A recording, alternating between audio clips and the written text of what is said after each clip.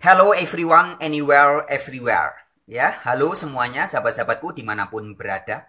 Baik yang di Indonesia, di Malaysia, di Singapura, dan di daerah-daerah yang lain. Sahabat-sahabatku, pada video kali ini, kita beri judul Perbuatan Joseph Paul Zhang adalah anak kandung dan anak haram dari perbuatan orang-orang seperti Yahya Waloni dan yang lain-lainnya. Sekali lagi ya, perhatikan baik-baik dengan teliti dan nanti tonton video ini sampai selesai. Jangan separuh-separuh, jangan sepotong-sepotong ya. Video kita kali ini kita beri judul Perbuatan orang-orang seperti Joseph Paul Zhang adalah merupakan anak haram dan anak kandung dari perbuatan orang-orang seperti Yahya Waloni dan yang lain-lainnya. Sobat-sobatku, video ini jelas masih menyikapi fenomena kemunculan perbuatan-perbuatan atau kelakuan-kelakuan, sikap-sikap dari orang-orang seperti Yahya Waloni dan juga Joseph Paul Zhang. Ya, perlu saya tekankan bahwa yang kita bahas adalah perbuatan dan kelakuannya. Ya, bukan orangnya. Ya. Bukan sosok pribadi kemanusiaannya Joseph Paul Zhang atau Yahya Waloni dan lain-lainnya, bukan. Tapi perbuatan-perbuatannya, kelakuan-kelakuannya. Ini yang akan kita bahas pada kesempatan ini. Jadi begini sobat-sobatku. Sebelum kita melanjutkan, dengan segala hormat, izinkan saya mengutip satu ayat suci yang tertulis dalam kitab The Holy Quran atau Al-Quran. Oh ya, sebelum lanjut saya perlu sampaikan ya. Saya adalah pewarta Injil. Kitab suci saya adalah Bible atau Alkitab. Tapi sebagai seorang pewarta Injil, saya juga sangat menghormati dan membanggakan ini. The Holy Quran. Jika bagi sebagian orang, Al-Quran bukan suatu kitab suci. Tapi bagi saya berbeda. Al-Quran bagi saya adalah kitab suci. Ada banyak hal yang sangat mengagumkan saya dapatkan di dalam kitab suci Al-Quran ini. Ya. Jadi bagi saya pribadi, ini lepas dari agama ya. Saya adalah pengikut Yesus Kristus. Saya pemberita Injil. Kitab suci saya adalah Bible atau Alkitab. Tetapi sebagai pemberita Injil, saya juga sangat respect dan kagum dengan kitab suci Al-Quran, The Holy Quran. Ya. Jadi saya percaya ada teks-teks yang berasal dari Sang Maha Kuasa yang tertulis di dalam kitab suci Al-Quran. Itu yang pertama ya. Baik, saya lanjutkan. Izinkan saya mengutip ayat Al-Quran di dalam surat yang ke-6. Surat Al-An'am. Ayatnya yang ke-108. Berikut ini. Demikian bunyinya. Surat Al-An'am ayat 108. Demikian terjemahannya. Dan janganlah kamu memaki sembahan-sembahan yang mereka sembah selain Allah. Karena mereka nanti akan memaki Allah dengan melampaui batas tanpa pengetahuan. Ya, kita berhenti di sini. Sobat-sobatku, seluruh dunia ketika membaca ayat ini, niscaya menangkap sebuah pesan yang sangat luhur. Diberitahukan bahwa jangan umat-umat yang beriman memaki atau mengejek, atau menghina, atau menista sembahan-sembahan yang lain selain Allah. Jadi, jika ada agama lain, umat lain memiliki sesembahan yang lain dari Allah, jangan dihina, jangan dicaci maki, jangan diejek. Mengapa? Karena dijelaskan di sini. Karena mereka nanti akan memaki Allah. Nah, jadi kalau umat beriman mengejek sesembahan agama lain, mengejek Tuhannya agama lain, mengejek-ngejek atau menghina agama lain, maka akibatnya atau buahnya adalah mereka, orang lain juga akan memaki Allah, menghina Allah, menghina agama kita. Itu yang dikatakan. Ya. Dan selanjutnya dikatakan, karena mereka nanti akan memaki Allah dengan melampaui batas tanpa pengetahuan. Jadi orang-orang lain itu, jika kita hina agamanya, kita hina Tuhannya, kita hina sesembahannya, maka akan membuahkan hasil orang-orang lain itu, mereka nanti akan menghina Allah secara melampaui batas dan tanpa pengetahuan. Jadi mereka menghinanya bagaimana? Melampaui batas. Melampaui batas itu artinya menghinanya kebangetan, keterlaluan, dan dilakukan dengan tanpa pengetahuan. Demikianlah pesan dari ayat suci Kitab Al-Quran surat ke-6, surat Al-An'am ayat 108.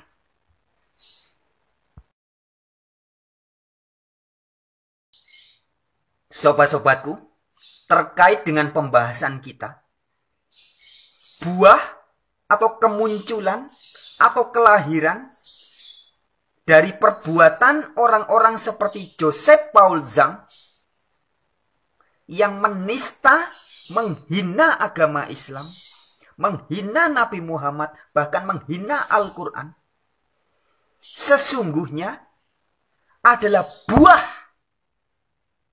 atau adalah anak haram yang juga adalah anak kandung dari perbuatan orang-orang seperti yang tertulis di dalam surat Al-An'am ayat 108 ini. Ya, saya ulangi untuk kesekian kalinya. Al-An'am ayat 108. Dan janganlah kamu memaki sembahan-sesembahan yang mereka sembah selain Allah. Jadi umat beriman diberitahu dengan jelas dalam ayat ini. Jangan mengejek atau menghina apalagi memaki sembahan agama lain. Jangan. Kenapa kok jangan?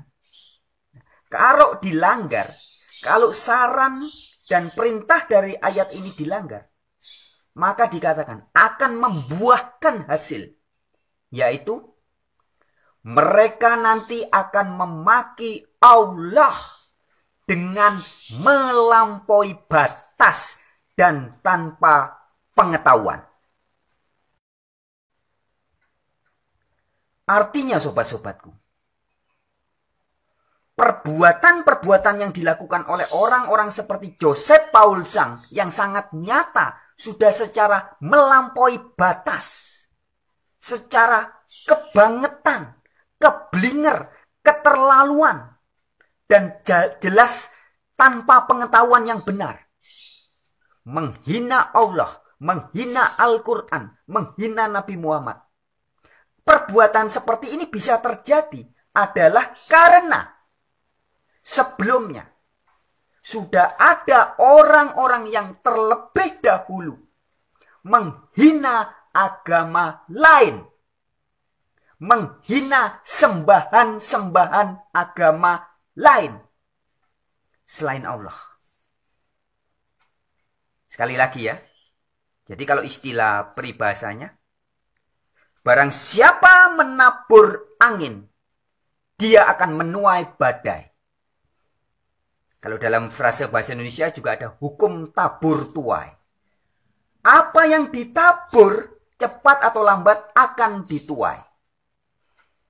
Atau kalau boleh dengan segala hormat kita pinjam istilah dari saudara-saudara kita pelaku Hindu Bali. Ada istilah karma pala atau hukum karma. Apa yang dilakukan pasti di masa yang akan datang akan membuahkan hasil. Apa yang kita tabur kelak akan kita tuai. Kalau saya sering tidur dengan pelacur, maka kelak di waktu yang akan datang akan lahir anak kandung saya sendiri yang adalah anak haram. Darah daging saya sendiri yang adalah anak kandung dan anak haram, hasil daripada saya melacur. Jadi, kelahiran seorang anak haram itu akibat dari perbuatan saya yang melacur tidak bisa disalahkan begitu saja. Anak itu memang haram, tapi itu anak kandung dari hasil perbuatan saya. Jadi yang lebih salah sebenarnya bukan si anak haram itu. Tapi yang lebih salah adalah saya yang sudah lebih dahulu menabur kebusukan. Hasil dari perbuatan saya yang busuk menghasilkan anak kandung dan anak haram yang busuk di kemudian hari. Ya, sobat-sobatku, barang siapa yang menabur, dia akan menuai. Inilah hukum tabur tuai atau karma pale. Siapapun kita yang pernah menonton video-videonya Joseph Paulsen yang sudah terkenal seantero dunia ini, dia menghina Nabi Muhammad secara tidak berpengetahuan. Dia mengejek Al-Quran secara tanpa pengetahuan.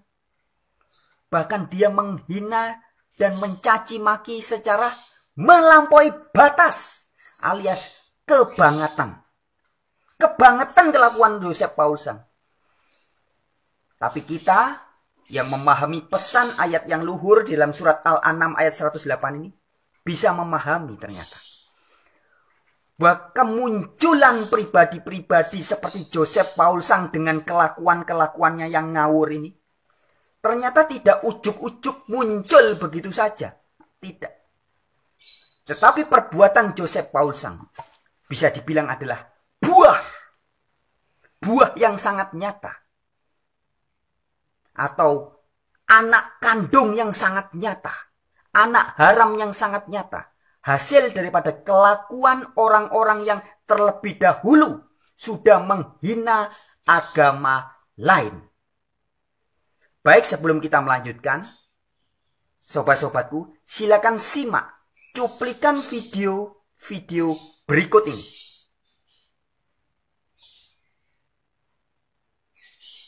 Sekali Pak, orang Batak itu, ya kan? Sering kali saya ajak berdialog, ya kan? Saya bilang, Pak, orang Islam itu jauh sekali perbedaannya dengan orang Kristen. Simpel saja. Orang Islam itu Pak, wajahnya bercahaya, saya bilang, berseri, betul. Kenapa? Karena dia sering berwudu, ya kan? Minimal dalam sehari 5 kali basuh muka, jadi kelihatan cahayanya. Sebagai Allah firmankan, kan? Simahum fi wujuhihim min athari sujud. Di wajah-wajah orang mukmin itu kata Allah tampak bekas-bekas sujud, berseri-seri bercahaya. Mohon maaf Pak, wajah-wajah orang Kristen itu mohon maaf seram-seram, ya kan, jelek-jelek, ya kan? Kenapa? Makannya saja yang haram-haram, babi, anjing, naudzubillah. Mohon maaf Pak, seperti wajah Bapak saya lihat seram, takut, saya pun takut melihatnya. Tapi lihat wajah saya berseri-seri. Saya tahu artinya selamat hari lahir Yesus Kristus anak Tuhan. Sebagai anak Tuhan, mestinya saya tersinggung. Untuk gue gak kepret. Nah kalau kita tersinggung kan mestinya kita kepret, betul? Mana aja lo anak Tuhan dari mana? Kalau Yesus anak Tuhan, bidangnya siapa?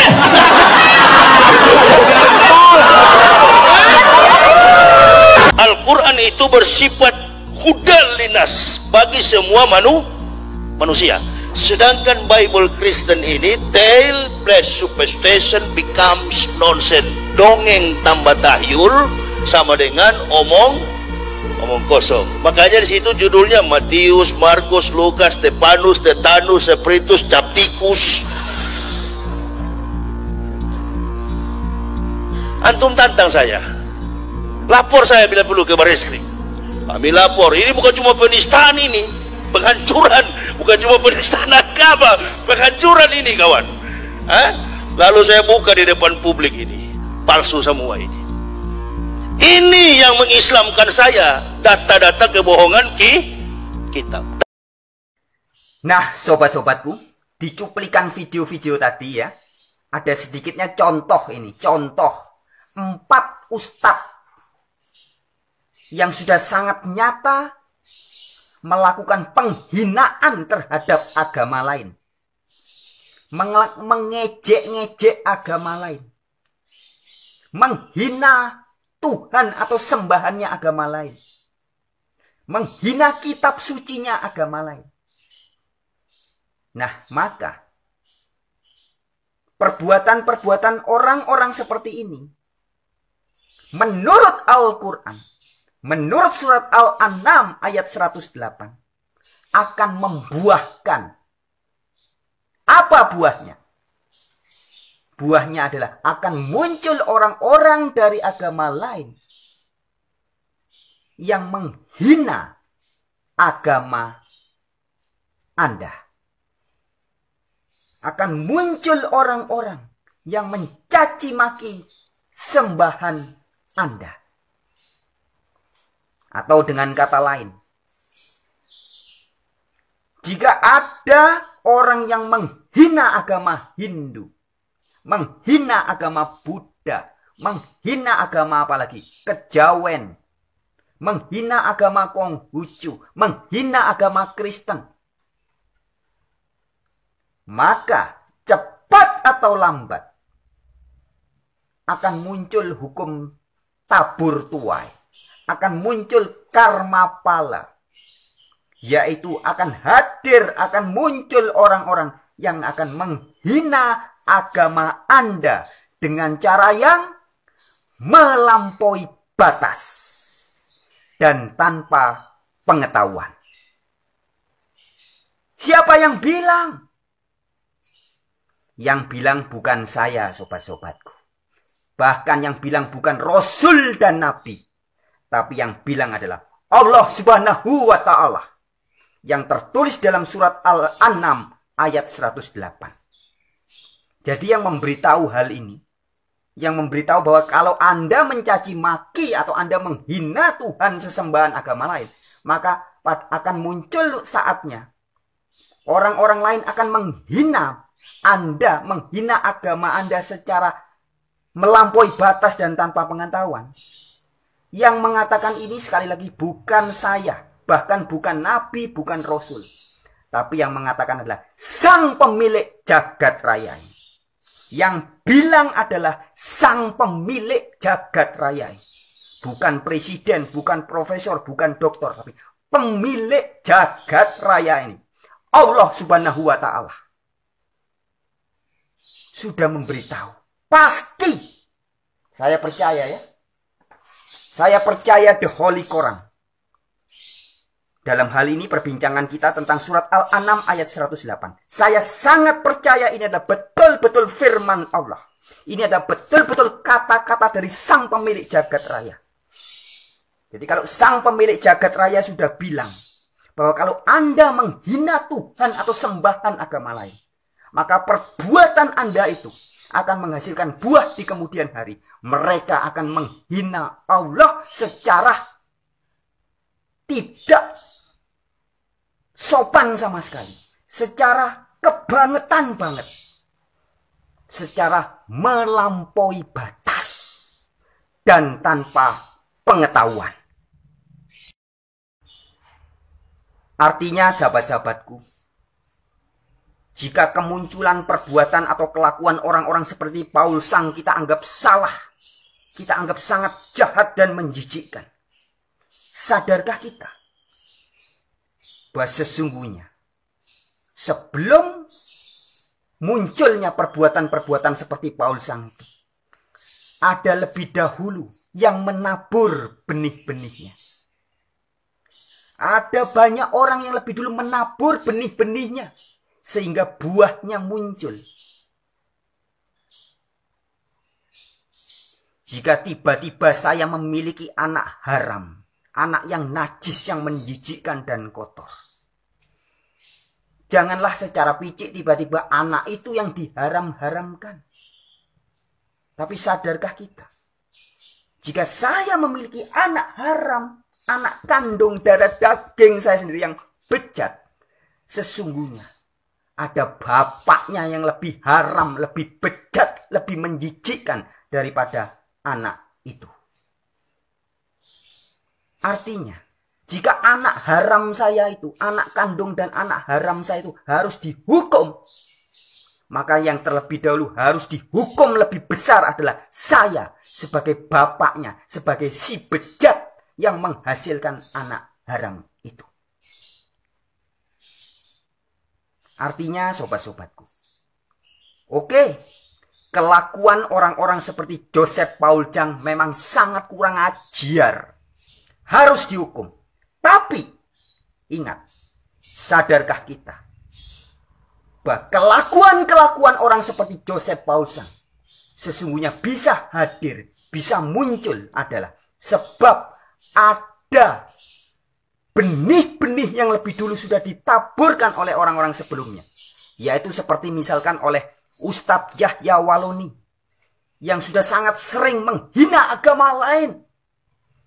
Dan nama-nama lainnya yang tidak perlu saya sebutkan. Yang sangat sering menghina, menista agama lain. Sekali lagi, kalau Joseph Paul Jang harus ditangkap dan dipenjarakan, maka tangkap dan penjarakan lebih dahulu orang-orang yang menyebabkan munculnya Joseph Paul Jang yang terkemudian. Hukum lebih berat. Ya, artinya jika Joseph Paul Jang dihukum berat, maka orang-orang seperti Yahya Waloni dan lain-lain harus dihukum lebih berat. Karena penyebab munculnya kelakuan-kelakuan seperti Joseph Paul Jang adalah disebabkan oleh kelakuan-kelakuan lebih dahulu oleh orang-orang seperti Yahya Waloni dan lain-lainnya yang sudah menista, menghina agama lain. Sahabatku, ada juga satu hal penting yang harus saya sampaikan. Sebenarnya dengan agak berat hati saya harus menyampaikan.